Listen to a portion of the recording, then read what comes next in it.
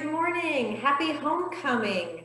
Aren't these unusual times that we are living in? My name is Dr. Mindi Cromwell, and as of this fall, I am the new chair of the Ministry and Theology department here at Central. Yay! And yay! I wish that I could see you all in person for what would have been my first homecoming here at Central. But I look forward to connecting with you in the future. Right now, I'm here with Dr. Anderson, who many of you know, who's going to talk about an exciting upcoming opportunity that you have as an alumni to join the religion department, the ministry department, this coming spring in our regular trip to Israel, to the Holy Land. So, Dr. Anderson. Welcome, take it away. Thank you. I'm going to share my screen because I have a PowerPoint presentation, and I just love this because I'm going to get to share some of my pictures from Israel and talk about them. And as those of you who know me know, I just hate talking about going to Israel. So I'm going to turn it over to you, Dr. Anderson. That's very kind. Thank you. Let me just say I'm thrilled that Dr. Mindi Cromwell is here. And now she's leaving because she doesn't want to look at my pictures, and that's fine. I get that. It's as one former student who did go to the Holy Land said, it's like trying to tell people about Narnia. After about the third picture, their eyes glaze over, right? So if that happens to you, the beauty of this is you can turn it off. We used to go every 3 years, but now we're going to go every 2 years. So our last trip was in June of 2019, and we are currently scheduled, of course, it depends on the COVID situation, but we're currently scheduled to go May of 2021. And we do the short-term trip in cooperation with Jerusalem University College, which is due to the fact that Dr. Wolcott in the 1990s set up with us, and Jerusalem University College set up this cooperating agreement. There's actually over 40 schools, I believe, both undergrad and graduate schools that are cooperating institutions with Jerusalem University College. And thankfully, Dr. Wolcott got us involved. And we've been going to JUC, going to Israel since I think somewhere in the 1996, 97 era. And so it has been a wonderful cooperating partnership. Jerusalem University College is this marvelous place where people can do a semester there in their undergrad if they would be so interested, or after they graduate, they can go and do a master's degree. And there's 3 masters, I believe, that a student could do there. But it is a marvelous place, and I highly recommend it. And I'm so glad that we are in partnership in ministry with them.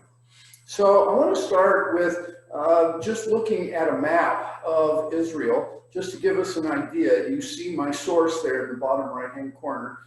We have the opportunity while we're there for 3 weeks to travel as far north as Hatzor and Dan, really literally on the border between Israel and Lebanon. And we travel as far south as Beersheba. We actually go to Beersheba and some other locations in the Negev, in the desert. We go as far west as the Mediterranean. We go up on Mount Carmel.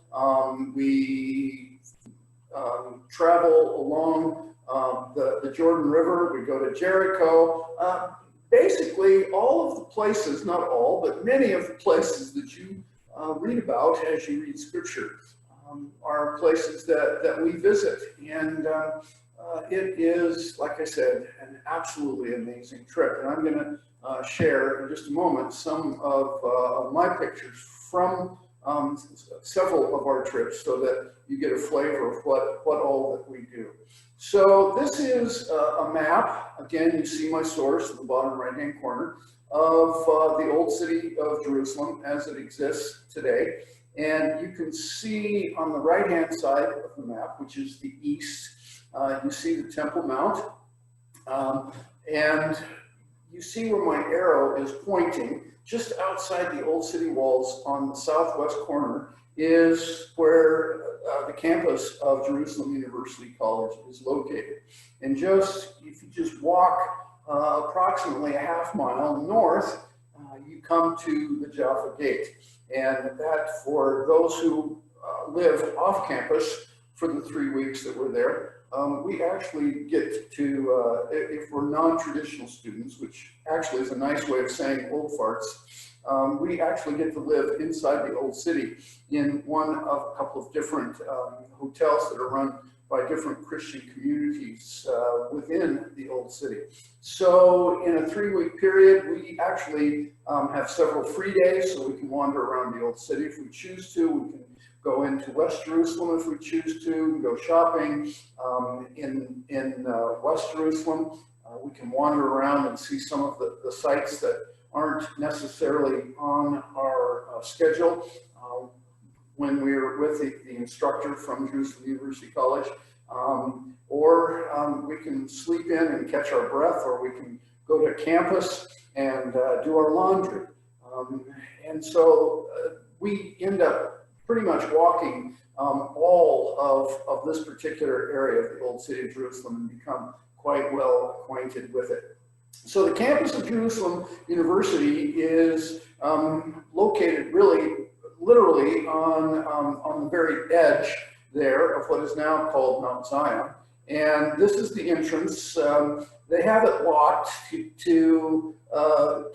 for security reasons, which is important in Jerusalem and Israel, and to keep nefarious characters like the one who's standing behind the car there, which happens to be me. And this was my first trip to Israel with Dr. Wilcott and some students in 2010. And from the outside, it may not look all that impressive, but you go on the inside the gate, and it is spectacular. This is a picture taken in 2013. There's been some changes since then. They have a pergola, outdoor place that provides access for students to study or to eat their meals. And this is just a portion of the buildings that you see here, some of which are dorms. Cafeteria is also in this picture. This at least gives you a hint as to what the campus might look like. It's absolutely beautiful. It's well cared for and well loved. We have the opportunity to actually go through virtually every gate in the old city of Jerusalem, starting with the Damascus Gate. And if you go east from the Damascus Gate, there's the Herod Gate. You go around to the east side. There is St. Stephen's or Lion's Gate.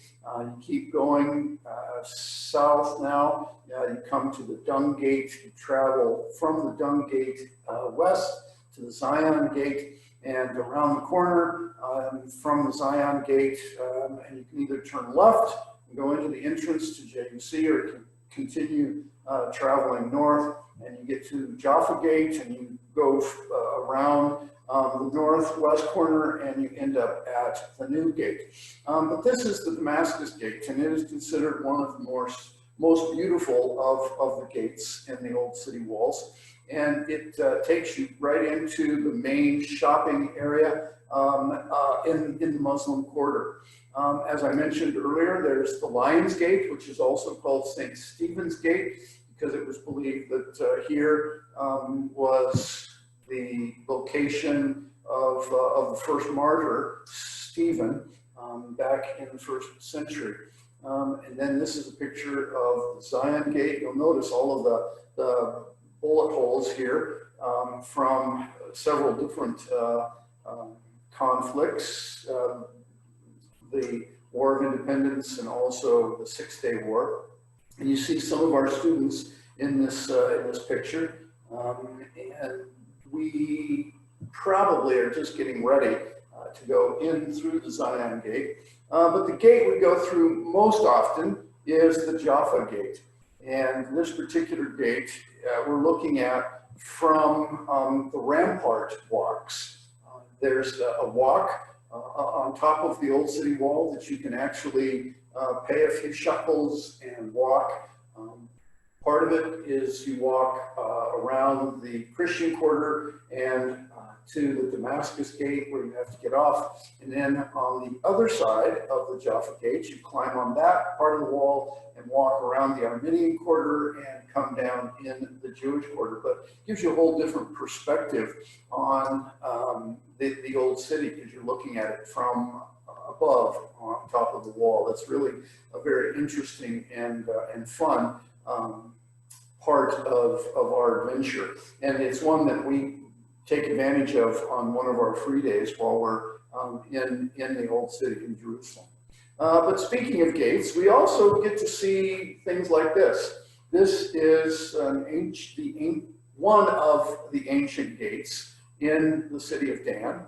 And many people believe that it's very possible that Father Abraham actually walked through this gate as he traversed this portion of the land of Canaan.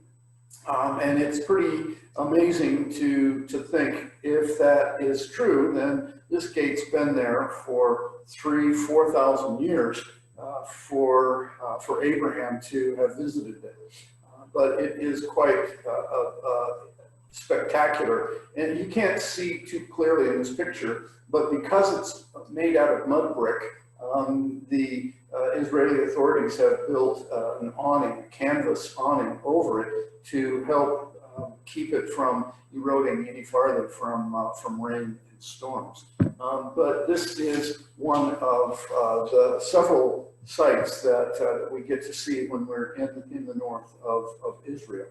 When we're in the old city of Jerusalem, and again, when we have free days, we have opportunity to wander through the shopping areas. And I'm not sure why, that this day it wasn't very crowded. Maybe I was taking this picture when it was early in the morning or late in the afternoon, I'm not sure. But normally, before COVID, this area would be literally packed with people. And the merchants usually sit outside.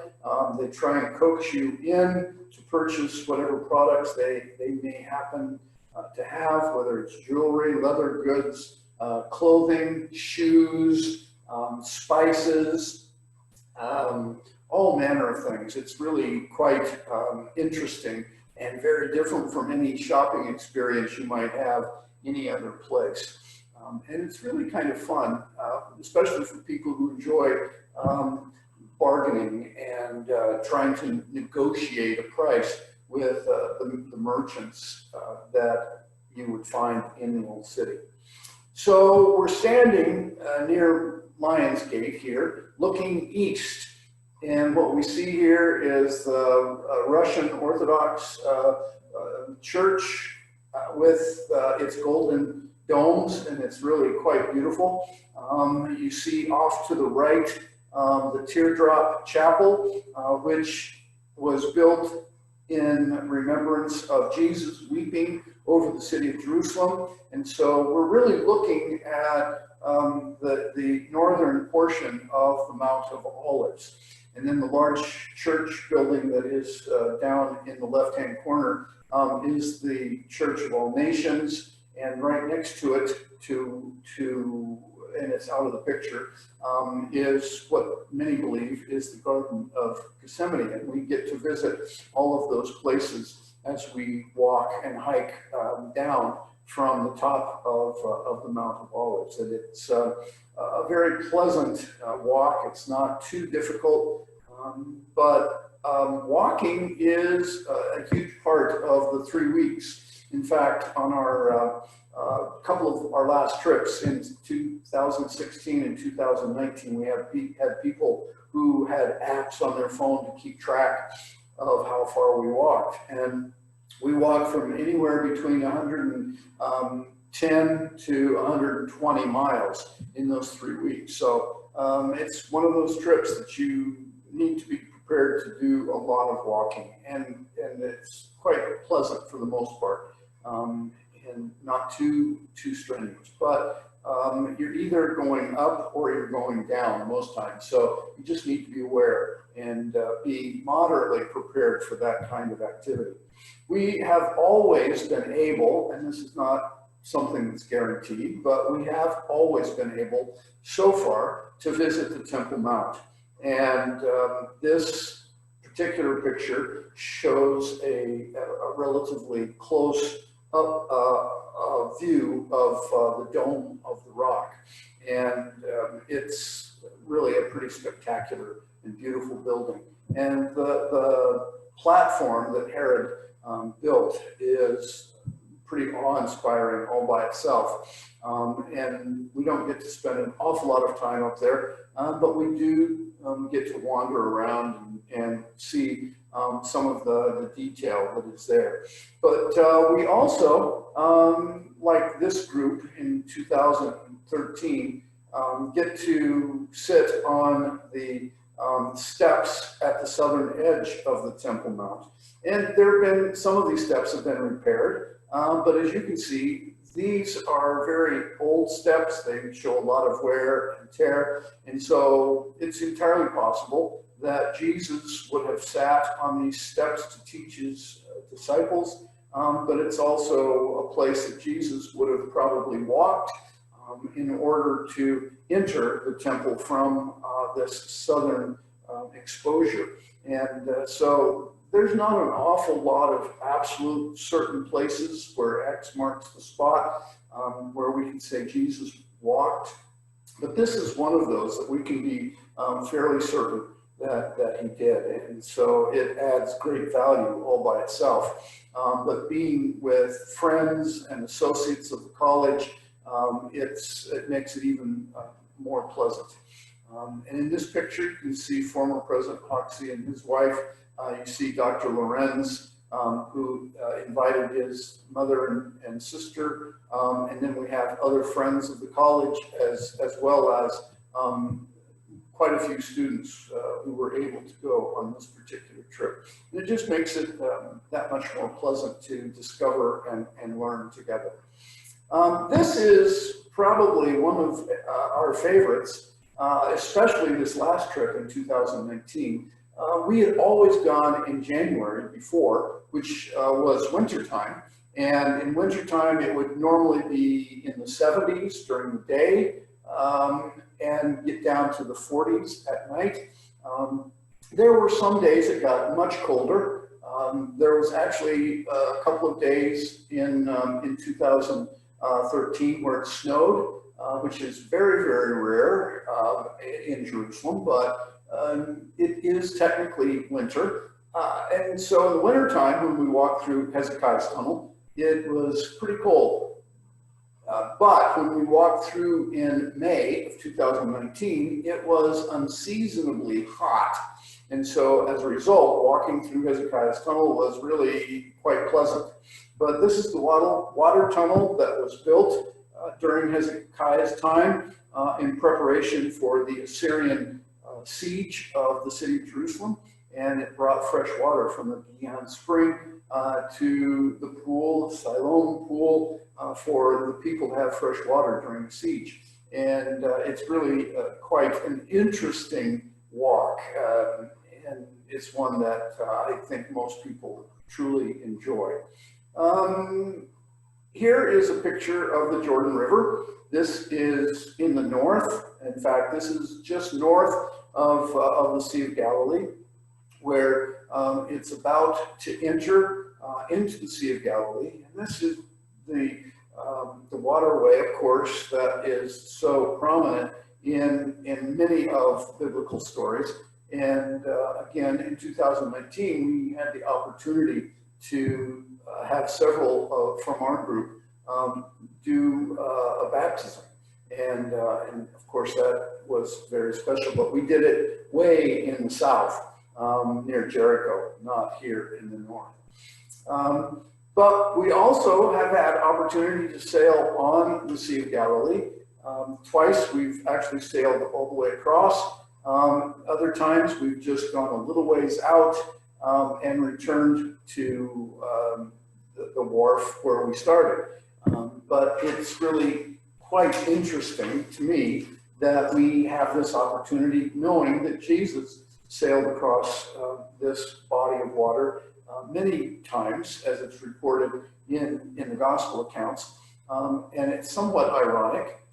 X marks a spot where Jesus walked. Well, he walked on the Sea of Galilee, right? And here we are. So that really is quite a fun part of our journey while we're in the land of Israel. This is the base of Jesus' operation, the city of Capernaum, where Peter's house was. This was the place where Jesus performed a number of miracles, and it's actually one of my favorite places to go. There's a synagogue there that we're able to visit, and of course, just the awareness that Jesus was playing such a prominent part of his ministry in this location makes it that much more spectacular. So these are some of the sites that we get to visit in and around the Sea of Galilee in the north. But we also get down near Beersheba and into the Negev, and that includes Qumran. And you can see portions of the siege ramp, which the current ramp follows a little bit, and we walk that to the top, and then we stroll around with our instructor on the top and learn massive amounts about Masada, the Jewish revolt that eventually leads to the destruction of Jerusalem in 70 AD, and then Masada a few years later. So it's really quite fascinating, and it's also amazing how really large this place is. And then we have opportunity to not swim, we don't have to, but just float in the Dead Sea, as two of these former students are doing. And that's always pleasant for people like me, who usually just sink to the bottom of any body of water. So that was fun. And of course, we have the opportunity to visit the place where the Dead Sea Scrolls most likely were copied and were hidden. And we see several of the caves. This happens to be cave 4. And so that, of course, makes it pretty significant thinking about it. And then if we have opportunity, we go to the Israeli Museum, go to the scroll of the book, and we get to see some of the copies or replicas of the actual Dead Sea Scrolls in that place. And it just adds weight to the value and preservation of God's Word by God, using people and the technology that they had at the time. It's really, it is very, very meaningful. And then finally, I wanted to show you this picture. It is not in Jerusalem. It's actually on Mount Carmel. And what scholars have discerned is that this is a first century tomb. And so when we read the gospel accounts, we hear about the stone that was rolled. This is probably a fair representation of what the tomb looked like that Jesus was placed in. One, of course, which he only borrowed for a few days, right? And so I end the slideshow with this because I think it represents what it is that the Holy Land ultimately means to those of us who are followers of Jesus. It reminds us that the Bible that we read is about real people, and it's about real places, and it's about the hope that is found in God's Word and in the promises of the death and resurrection of Jesus. And so I don't think any of the individuals who've gone on the trip with us have said anything like, well, that was interesting, I've learned a lot, and leave it alone. I think almost everyone says, I will never read the Bible the same way again. And I have to tell you, I've had opportunity to go 4 times now. And every time I've gone, I have learned new things. And I have been amazed every time at the things that we've been privileged to see and do, taste and smell. It's one of those trips that actually changes you in ways that are very difficult to describe. So if you're interested, we would love to have you join us. And if you are, this is how to get a hold of me. I typically read my email on a regular basis. My name should all be in lower caps. I just caught that mistake. And if you send me an email, I will be thrilled to send you information to help you begin to think about whether this is a trip for you or not. And if it is, then we would be thrilled to have you come and learn right alongside of us all of the things that God has in store for us, his people, the word of hope and the truth. Bye.